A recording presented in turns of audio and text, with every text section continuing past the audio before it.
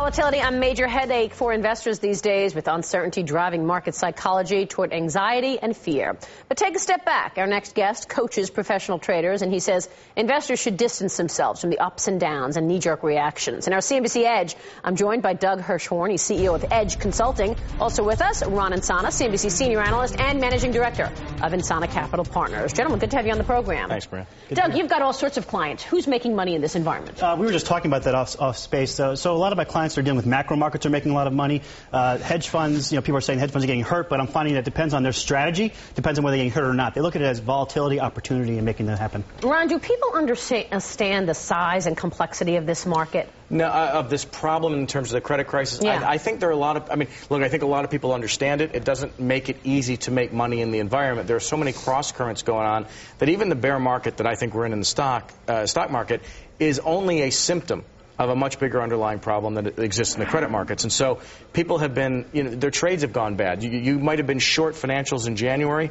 Well, they went up for 3 weeks straight, and you got your head handed to you, even though you should have been short in January. The market was down as much as 13% in 3 weeks. So things aren't working the way they typically do in the normal market environment, and I think it's creating some, psychological difficulties for some traders. They're confused. It's interesting because I was talking to somebody today, and she was saying to me, look, there's such a dichotomy right now, and, the credit markets are trading as if we are in a recession and things are really tough, and yet the equity markets are trading as if things are going to turn around pretty quickly, or we're in a recession, it's going to be really slight. Yeah. Well, I don't quite view the equity market that way. I think the equity market's screaming about a recession. If you look at financials, home builders, retailers, economically sensitive stocks, they have been leading us down all through last summer, last fall, and this winter. And they've been telling us an entirely different story, and they've matched what the credit markets have told us. Well, it certainly has been volatile. I don't know that it's been all the way straight down, though. Like you look at a stock like Goldman Sachs at 187. Yeah, the high is all the way, 240 or something, but still, it was all the way down to 165, and here it is now back up to 187.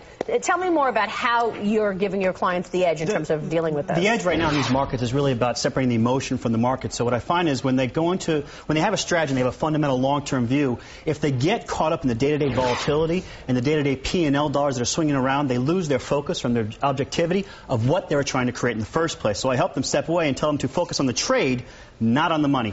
Easier said than done, I do agree. Yeah. But in the reality is the ones that are separating good to great and great to excellent are the ones that are actually able to look at the position for the position and not depending on how much they're up or down on it. All right, so what's your idea for today? Give me the right trade, not necessarily for today being Wednesday, but today's environment. How do I make sure not to focus on all the noise around me, but make some money in this market? Most people actually that are sophisticated investors or put positions on, they think about a long-term portfolio. So you have to go back and ask yourself, why did I put this position on in the first place? Why did I choose this sector as an investment? And then, is there anything fundamentally different with it right now? I find that traders, even very smart ones and very good ones, are looking and watching the tape, and that's the worst thing they can do at a time like this. They've got to look at the bigger picture on the horizon. Yeah, but how do you know if it hasn't changed, if you can't even value these securities that are on the books? Well, that's the problem with financials. Yeah, it's the problem with financials. It's true in the credit markets when you're looking at these various types of derivative instruments.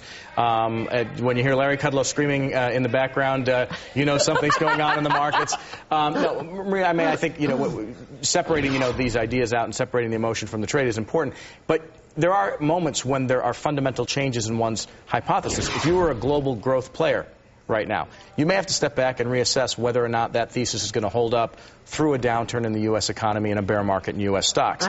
And so you do have to reassess. You have to sit back and maybe pare your positions down and take some corrective action. I think that's a very good point. And one thing that I'm finding more and more is there's this long-standing assumption that the U.S. economy leads the world economy. And I think what we're seeing now is a shift that's challenging that theory and saying, hey, you know what? More and more sophisticated U.S. investors are throwing money into emerging markets overseas. More and more emerging markets are actually investing over here. And there's a lot more variables in place now that might have been in place several years ago. All right, maybe it's not leading, but don't even talk to me about this decoupling theory because I'm not buying that. That's for another conversation, gentlemen. You know anything, there's no such thing as decoupling. Doug Hirschhorn, we can have a great conversation. Ron Insana, more to come on that. And you stay with us. We've got a lot more ahead on Closing